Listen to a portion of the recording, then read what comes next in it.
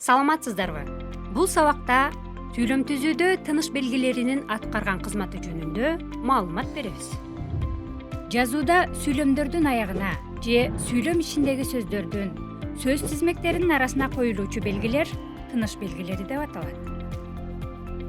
Оозеки айтылып жаткан ой пикирди угуп жаткан адам так, толук түшүнүшүнө жардам берүүчү кошумча каражат болуп, тыным, ар түрдүү интонация эсептелсе, жазуу аркылуу берилген ойго жана ар түрдүү сезимдерге толук, туура түшүнүүгө жардам берүүчү кошумча каражат катары дайыма тыныш белгилери пайдаланылат.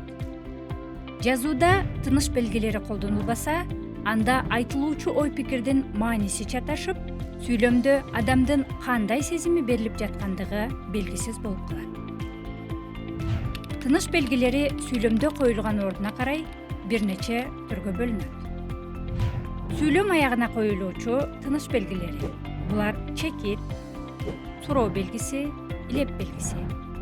Булар айтылган ойдун аяктагандыгын, сүйлөмдүн маанилик түрлөрүн, эмоциялык өзгөчөлүгүн билдирет. Мисалы, Апам келди. жай сүйлөм чекит менен аяктайт. Апам келди. Суроолуу сүйлөмдүн аягына суроо белгисин коебуз.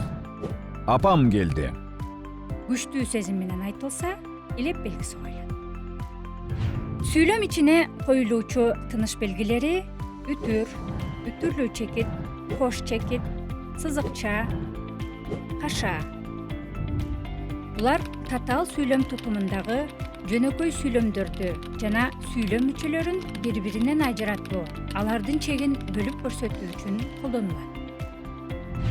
1987 жылдын аягында кыш мезгилинде мен төрөлдүм. Тоңгуч небере болгонго көп жыл күтүп да жүрүшүптүр. Чоң ата, чоң апам жалынып жалбарып эле турушчу.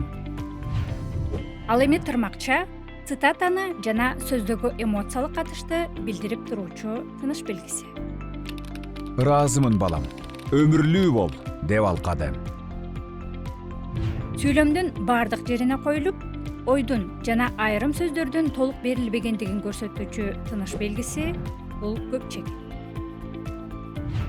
Эне, сен эчтемени билбейсиң. А мен болсом, мен бүгүн эмесе так ошол жерде. Жыйынтыктап айтканда, тыныш белгилери текстти жазган адамга да, аны окуган адамга да бирдей тиешелүү.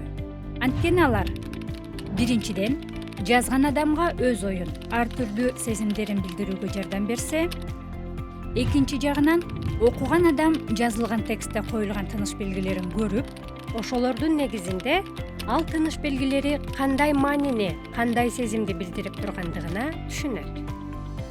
Эгерде тыныш белгилерин туура колдонбосок, сүйлөмдүн мааниси өзгөрүп кетиши мүмкүн. Кийинки сабактарда тыныш белгилеринин ар бирине кеңири токтолобуз. Андыктан биз менен бирге болуңуздар.